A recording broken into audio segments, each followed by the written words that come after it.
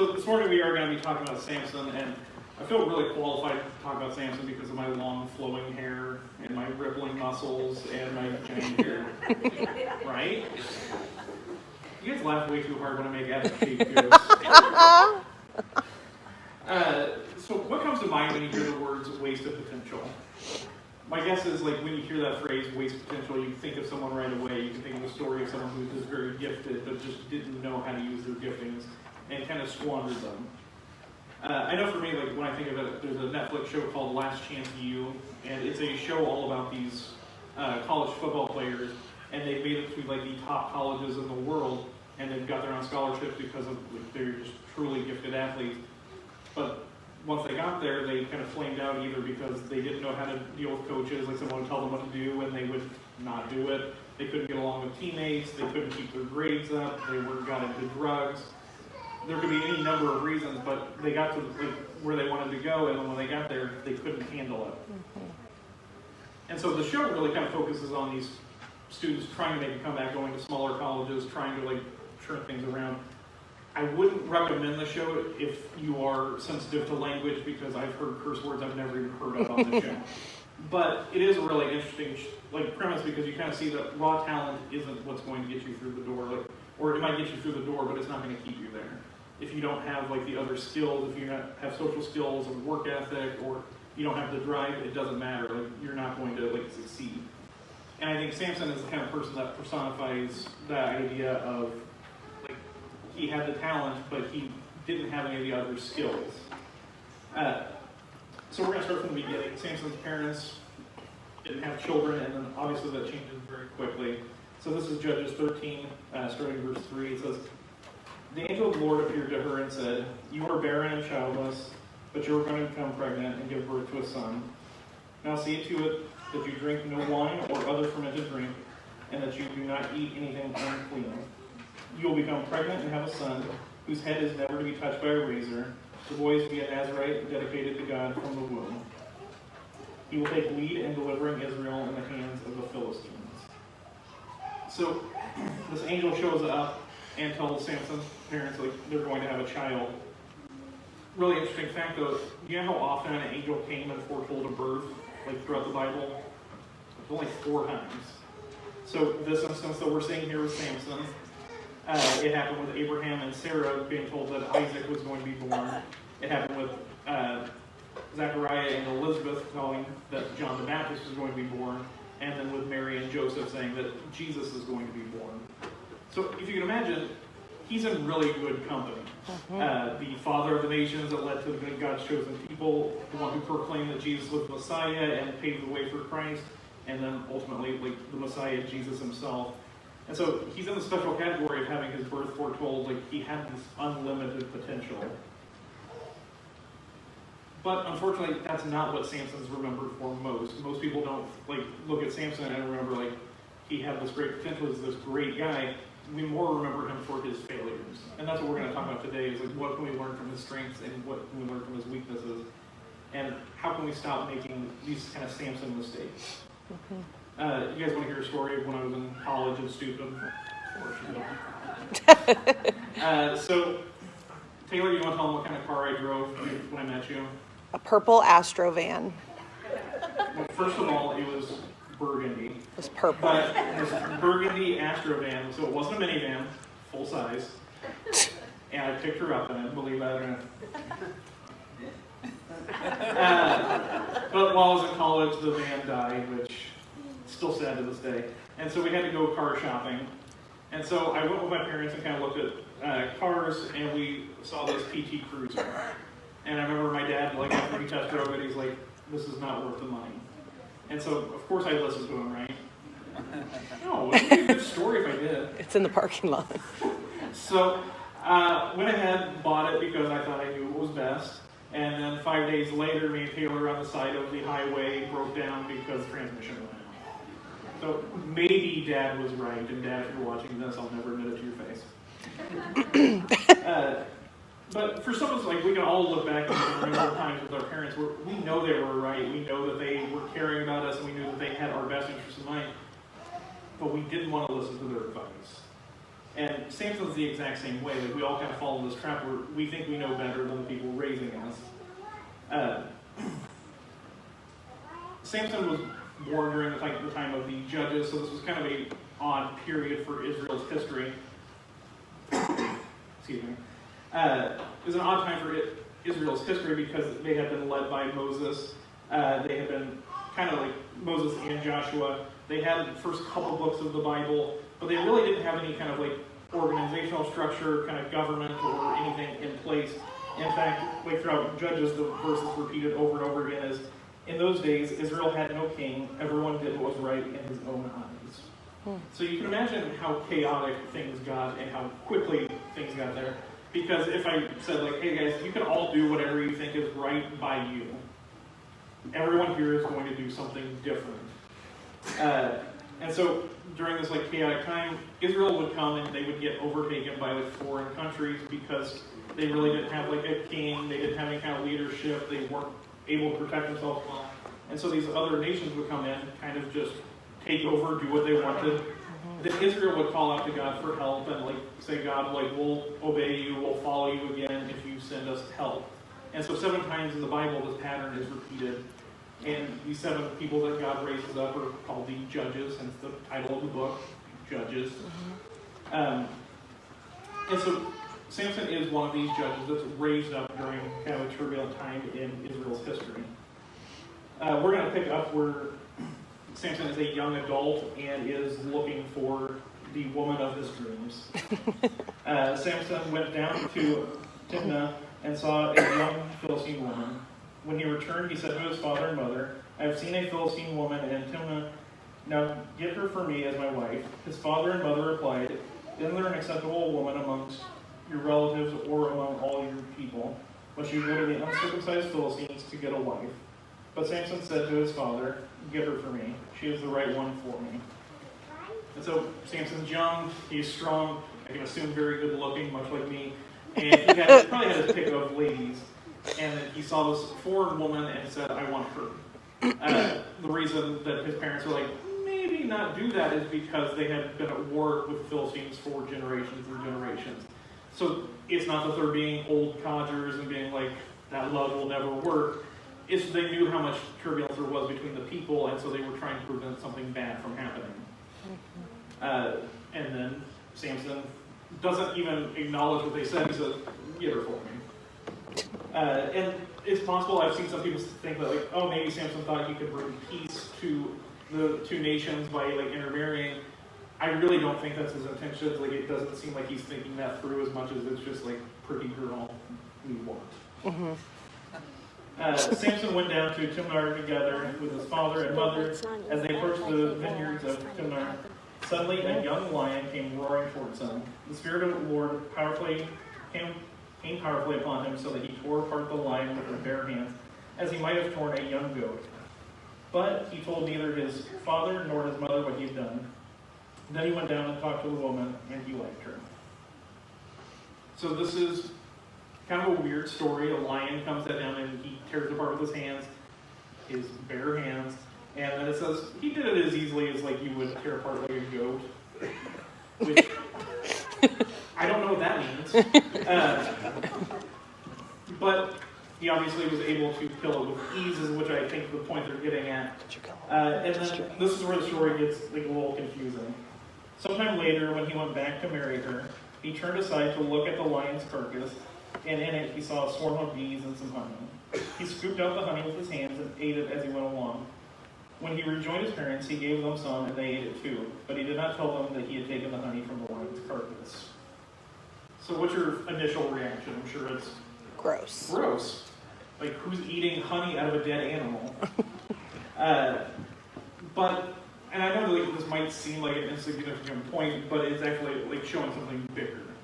It's that when the angel came and foretold like the Samson was going to be born, he told them this is how you're supposed to raise him.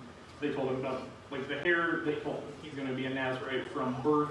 Part of like being a Nazarite was you were not allowed to be around anything dead, let alone put your hand in something dead and then eat that dead thing out.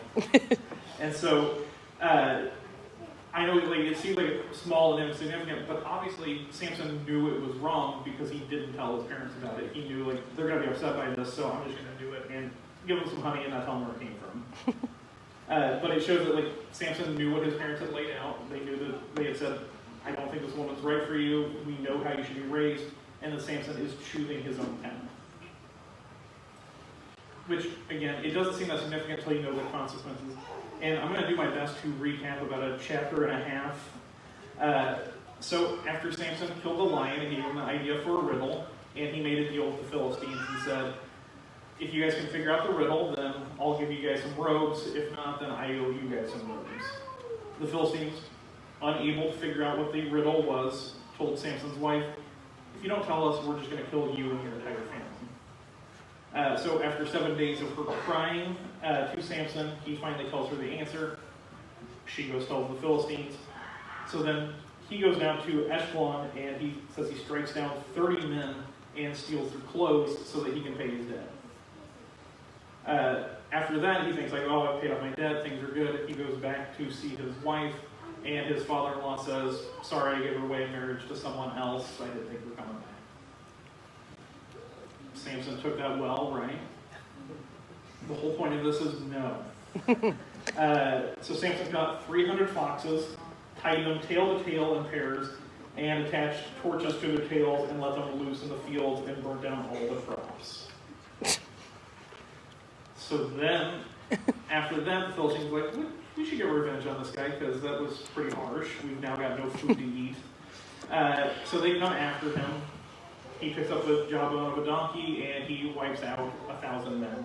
Not like figuratively like he wiped out 1,000 men, like he killed 1,000 men. So at this point in the story, there's 1,030 men that have been taken down, 300 foxes who have lost their lives, a bunch of crops that are like now like wasted and no food to eat, and it all could have been avoided if Samson had listened to his parents from the beginning.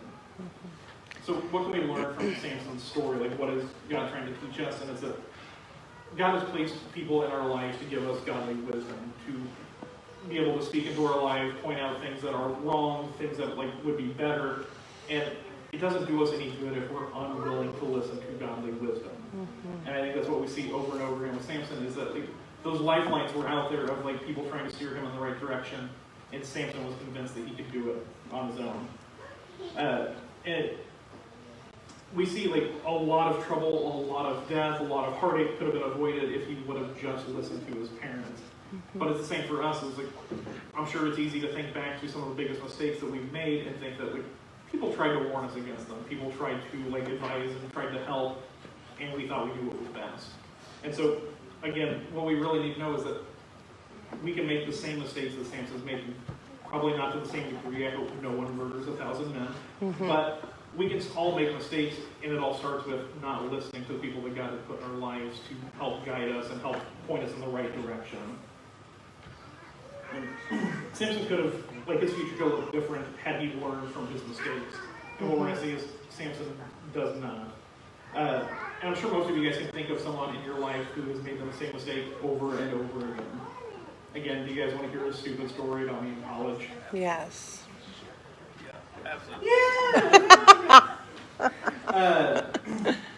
So I was in this class called Mission of the Church, and from the beginning it said, here's this giant project, you're going to pick a country, you're going to do all this research, you're going to know all these facts and submit this, and they said from the beginning, you will not be able to do this in one night. You know what I heard as a college student was bed. And so I stayed up all night, literally got no sleep, was in the library till they closed down, was like desperately trying to get ink for my printer because I didn't think that far ahead. And so I got the project done in one night, told you. But the consequence was that I had to go to my classes all that next morning with zero sleep. I felt disgusting. I like, you know, that kind of nauseous feeling you got when you've got like no sleep. I had that while I sat through all of my classes and then got to the end and then just crashed.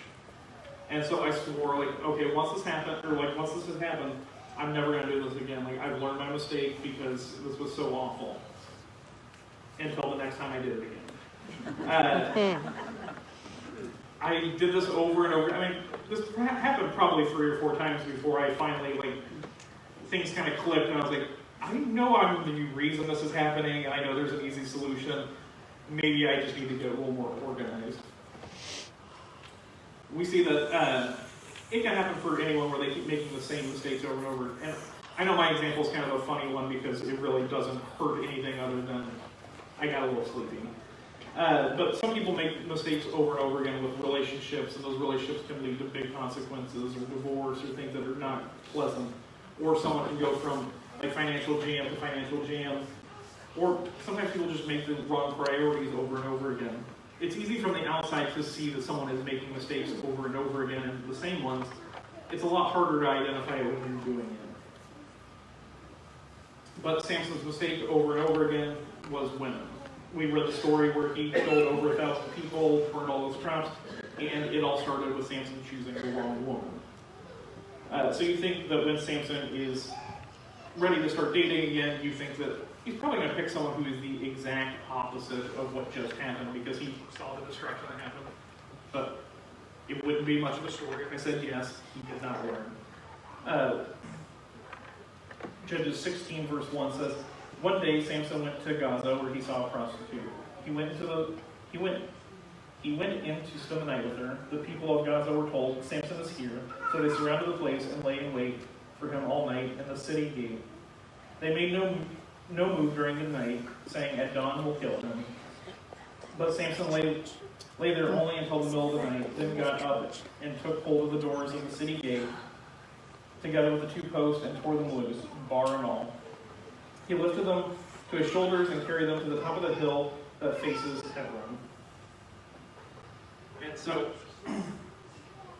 his first relationship ends because a woman is trying to get Philistines to kill him. Mm-hmm. This fling is, I'm going to call it a fling. This fling ends because she's trying to get Philistine men to kill him. So, not great odds with picking women. I also love that it mentions that he just ripped the gates up, carried them off, and then put them to a high point so that everyone could see it. And because really the city gates that would protect from outside intruders, and so him ripping this and setting it to where like a neighboring country can see it is really just showing these people are laughable, have at it. So he had experienced 2 bad relationships with women, and I'm gonna warn you, things don't get any better. Sometime later, he fell in love with a woman in the valley of Sorek, whose name was Delilah. And so, again, for 2 women, Philistine women, terrible experiences. His parents warned him against it. No different for the 3rd woman. The rulers of Philistine went to her and said, see if you can lure him into showing you the secret of his great strength and how we can overpower him, so we may tie him up and subdue him. Each one of us will give you 1,100 shekels of silver. So Delilah said to Samson, tell me the secret of your great strength and how you can be tied up and subdued. So, again, we're at 3 for 3 with his ability to pick women. Immediately, they said, we're going to give you a lot of silver in order to betray him. Mm-hmm. Samson answered, if anyone ties me with 7 fresh bowstrings that have not been dried, I'll become as weak as any other man. Then the rulers of the Philistines brought her 7 fresh bowstrings that had not been dried, and she tied him with them. With men hidden in the room, she called to him, Samson, the Philistines are upon you. But he snapped the bowstrings as easily as a piece of string snaps when it comes close to a flame. So the secret of his strength was not discovered. So he obviously knows the truth. This would be a good time to get out of the relationship, so that's what he does, right? No. Then Delilah said to Samson, you have made a fool of me. You lied to me. Come now, tell me how you can be tied. He said, if anyone ties me securely with new ropes that have never been used, I'll become as weak as any other man. So Delilah took the new ropes and tied him with them. Then the men hidden in the room, she called to him and said, Samson, the Philistines are upon you. But he snapped the ropes off his arms as if they were threads.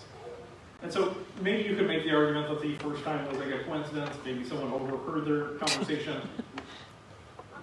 Really, at this point, there is no reason to think that this is a trustworthy woman. And so he left, right? No.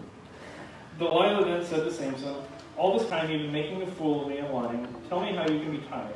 He replied, "If you weave 7 braids of my head into the fabric on the loom and tighten it with the pin, I'll become as weak as any other man." So while he was sleeping, Delilah took 7 braids of his head, wove them into the fabric, and tightened the pin.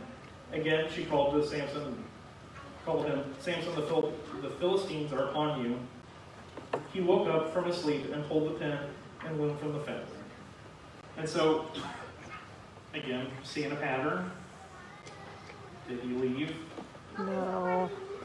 At this point, I don't really understand how you could let this happen like 3 times and not think, like, I should probably get out of this relationship. Then he said to him, "How can you say I love you when you won't confide in me? This is the 3rd time you made a fool of me and haven't told me the secret of your great strength." With such nagging, she prodded him day after day until he was sick to death of it. He told her everything. "No razor has ever been used on my head," he said, "because I have been a Nazarite dedicated to God from my mother's womb. If my head were shaved, my strength would leave me, and I would become as weak as any other man." When Delilah saw this, he had told her everything when he told her everything, she sent word to the rulers of the Philistines, "Come back once more, he has told me everything." So the rulers of the Philistines returned with the silver in their hands. After putting him to sleep on her lap, she called for someone to shave off the 7 braids of his hair, and so began to subdue him. And his strength left him. She called, "Samson, the Philistines are upon you." He awoke from his sleep and thought, "I'll go out as before and shake myself free."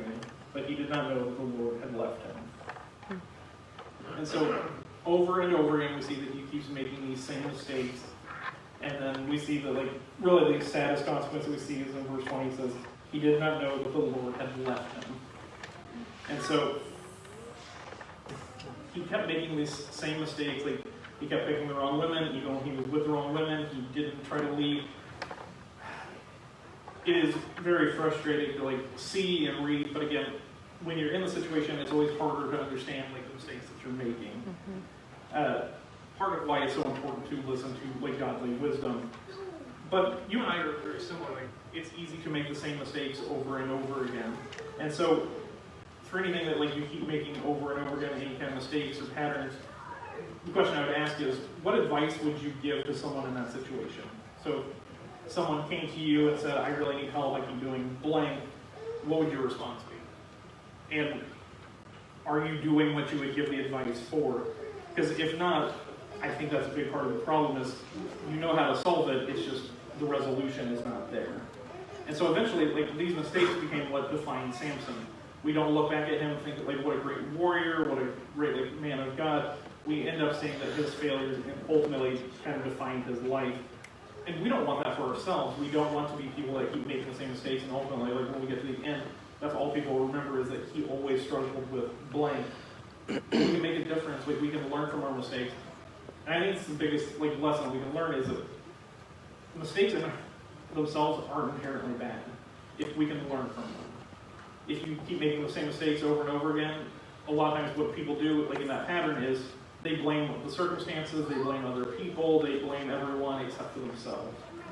But the people that learn from their mistakes, the people that are able to say, like, you know what, this was my fault, this is what I did, and this is what I'm not going to do in the future.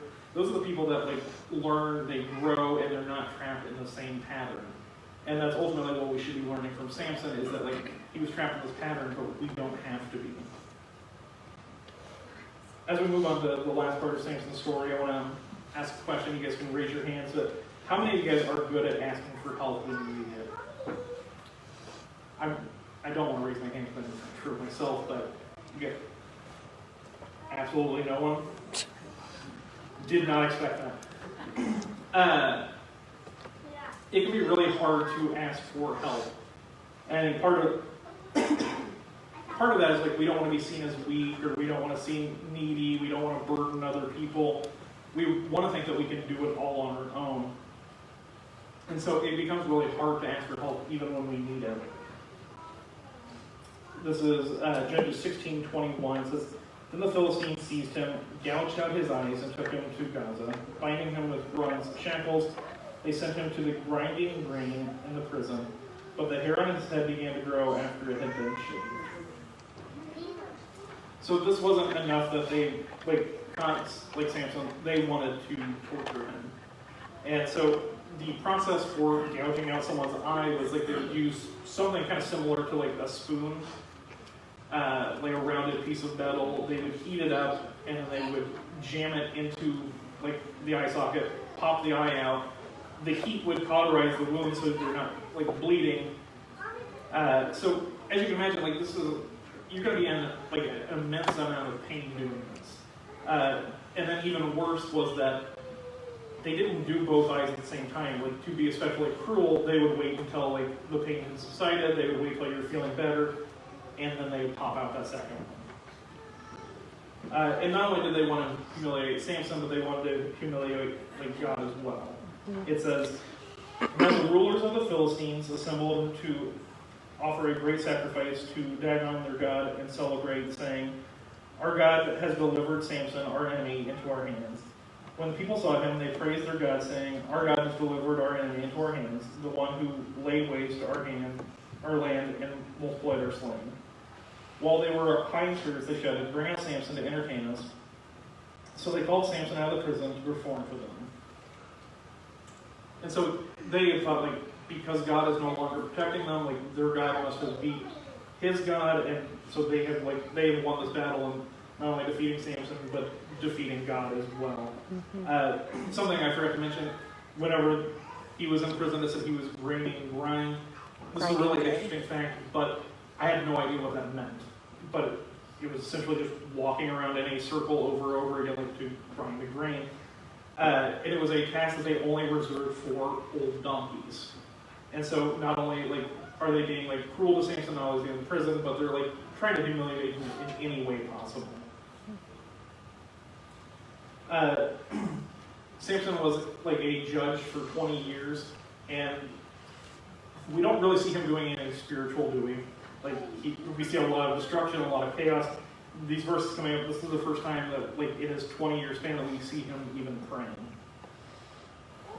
When they stood him among the pillars, Samson said to the servant who held his hand, "Put me where I can feel the pillars that support the temple, so that I may lean against them." Now the temple was crowded with men and women. All the rulers of the Philistines were there. And on the roof were about 3,000 men and women watching Samson perform. Then Samson prayed to the Lord, "Sovereign Lord, remember me. Please God, strengthen me just once more and let me get one blow to your revenge on the Philistines for my 2 eyes." Then Samson reached towards the 2 center pillars of which the temple stood, bracing himself against them, his right hand on one and his left hand on the other. Samson said, "Let me die with the Philistines." Then he pushed with all his might, and down came the temple and the rulers and all the people in it. Thus he killed many more when he died than when he lived. Not the greatest ending, but there is some hope that we see there in that Samson was someone who was strong his whole life. I think that's probably a big reason why we don't see him praying or relying on God's strength, is because he was used to leaning on what he could do himself. It wasn't until he was weak, it wasn't until he needed to that he learned the power of leaning on God and his power. And it reminds me of one of the most famous passages of the Bible. This is Proverbs 3:5. It says, "Trust in the Lord with all your heart and lean not on your own understanding." And it really leads to the question of, what are we leaning on? Are we leaning on our strength, our intelligence, our abilities, or are we trusting God? Are we leaning on what He can do? I love that, we know, our faith doesn't really start till we come to the end of ourselves. We don't start a relationship with Jesus till we get to the point where we say, God, we cannot do this on our own. We need your grace. We need your forgiveness. We need what only you can do on the cross. If you're here and you've never been baptized, we would love to talk to you about starting a relationship with Jesus. It all starts with coming to the end of ourselves and saying we cannot do this on our own. If you're a Christian, if you're here and you're already saying, I rely on God's strength, I know I could not have done that on my own, what other areas of your life are you holding on to? Because my guess is there's areas where you need to let go. There's areas where you need to lean on His strength and stop trying to take control.